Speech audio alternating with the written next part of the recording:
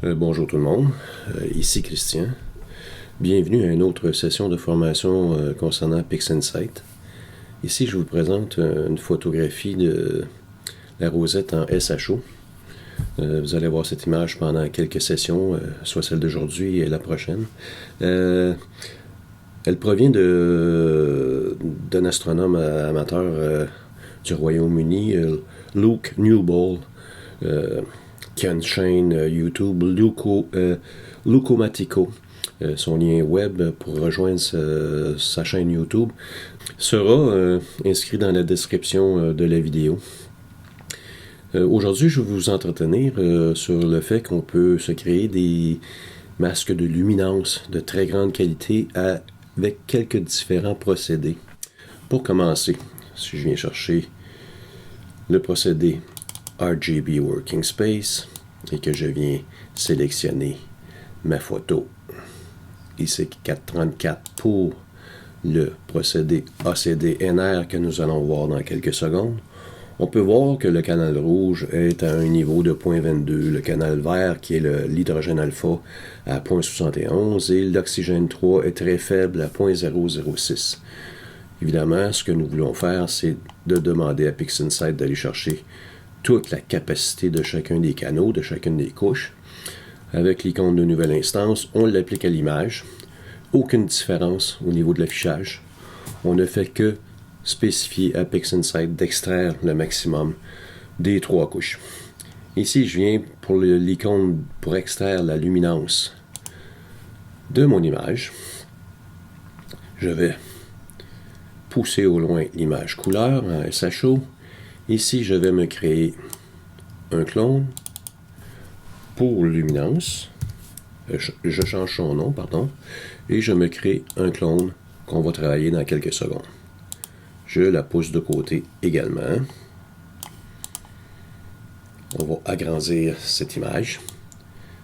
À partir du STF, malgré que nous ayons une image qui est déjà étirée, nous pouvons quand même bonifier et changer l'attribution des intensités lumineuses de notre image en augmentant les tons moyens, en augmentant les hautes lumières à la droite pour nous définir un masque de grande précision. Et voilà, je plaque un peu plus les noirs. On se ramasse avec une image vraiment, vraiment fort intéressante. Donc, en utilisant la transformation d'histogramme, je peux prendre les tonalités de mon STF avec le bouton de nouvelle instance en le glissant et en le déposant sur l'histogramme. Je peux enlever l'affichage du STF et appliquer ma modification directement à l'image pour avoir un masque de luminance de grande qualité. Donc, ici, on va diminuer la grandeur de l'image. Il y a un autre procédé qui, malheureusement, on l'oublie trop souvent, qui pourrait nous aider grandement à faire de très beaux masques de luminance également.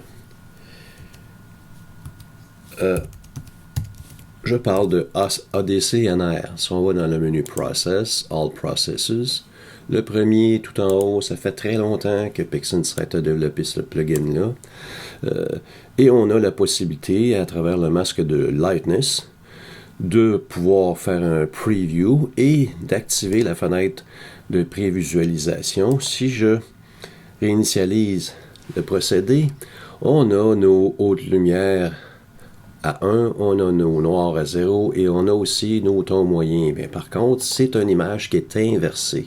Ça nous permet de venir travailler d'une façon différente nos masques, de donner des intensités lumineuses adéquates selon la précision que nous voulons obtenir. Ici, je vais augmenter les noirs pour plaquer davantage les blancs. Et vous y allez avec parcimonie et vous prenez votre temps pour pouvoir définir l'impact que vous voulez obtenir.